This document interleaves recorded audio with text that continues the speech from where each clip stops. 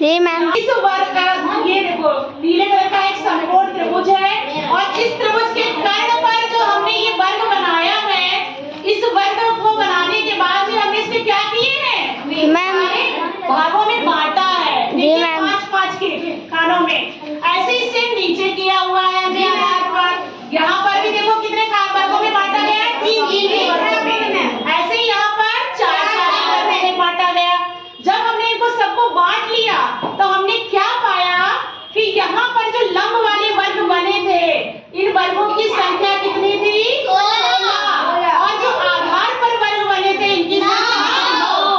और जो कर्ण पर बना हुआ 25 था। यानी यहाँ पर जो लंब और आधार के अगर वर्गों को जोड़ दिया जाए तो ये कर्ण के वर्ग के बराबर होता है। देखिए यही हम लोगों ने यहाँ पर पेपर कटिंग के द्वारा देखा कि यहाँ पर मैंने जो ये वर्ग बनाया लंब वाली भुजा पर, और इसको क्या किया है ये बनाने के बाद में वर्ग को कटिंग किया। ठीक है, और कट करने के बाद देखिए ये आपका इस तरीके से सारे के सारे पीसेस अलग हो जाएंगे। ठीक है, अब हम इनको अरेंज करेंगे बड़े वाले वर्ग के ऊपर। इस तरीके से रखेंगे रहने दो। और इसको रखने के बाद आप लिखेंगे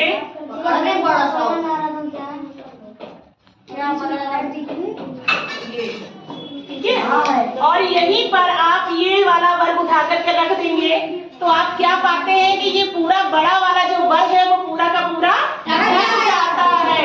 यानी इससे क्या प्रूव हुआ कि जो समकोण, अगर किसी समकोण त्रिभुज में कर्ण पर बना हुआ आपका वर्ग है वो शेष 2 भुजाओं के वर्गों के योग के बराबर होता है। और यही कथन हमारा क्या कहलाता है, पाइथागोरस प्रमेय। क्या कहलाएगा, पाइथागोरस प्रमेय। और इसका एक फार्मूला भी होता है। क्या फार्मूला है हमारा, यहाँ ए और सी ये वाली भुजा देख रहे हो आप, ठीक है, इसको हमने क्या नाम दिया था, कर्ण। क्या दे दिया, कर्ण। यानी कर्ण का स्क्वायर बराबर आधार का स्क्वायर प्लस लंब का स्क्वायर। और यहाँ पर AC का स्क्वायर बराबर BC का स्क्वायर प्लस AB का स्क्वायर। यानी AC की जो भुजा है वो दोनों इन वर्गों के योग के बराबर है। और यही पाइथागोरस प्रमेय है।